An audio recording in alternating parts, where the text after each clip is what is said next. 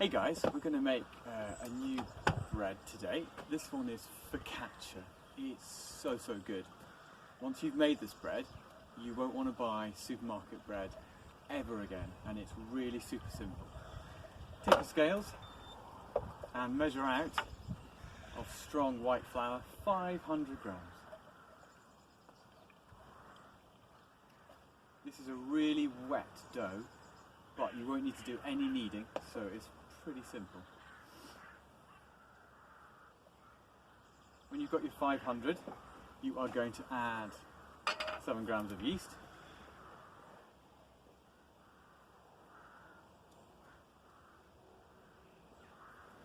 You're then going to add 10 grams of salt on the opposite side from the yeast. So remember, the yeast can be affected if you add the salt to it. So 10 grams of salt.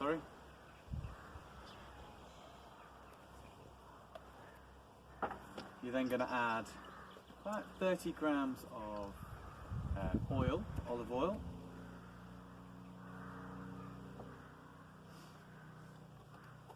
You're going to mix up your yeast on one side, just make sure it's mixed up with the flour. Then you're going to go for the same with your salt on the other side. And then you're going to add in 400 grams of cold water.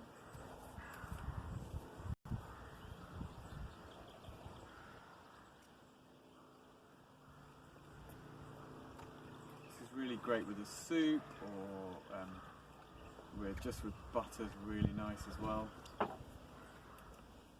Then you're going to just mix it up till it makes this really wet dough. Just keep mixing till it's a coherent mixture, and then you're just going to leave it. You're just going to leave it for about 20 minutes and just come back and give it another stir. And then you're going to put a lid on it, tea towel or a little shower cap that I have here, and you're going to leave it for as long as you can, really. Overnight in the fridge is perfect. So pop it into the fridge overnight, and then I'll tell you what to do next in a minute. Now, after a night of proving, this focaccia should have puffed up to the top of the bowl. Now the next bit's really easy. We're going to leave this to prove for an hour, but first of all we're going to get a baking tray, drizzle with some oil. We're going to get our hands nice and covered in oil as well.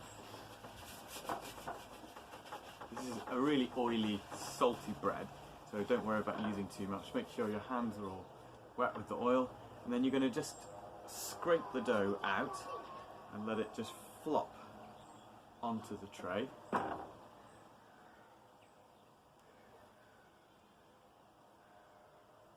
And then you're going to make sure again your hands are oily. You're going to fold the dough over once and then fold it over again, and then you're going to start squashing it down into the tray so it fills most of the tray, 3/4 of the tray or even the whole tray. Again, if your hands become a bit dry, just apply a bit more oil, stretch it out so it fills the tray.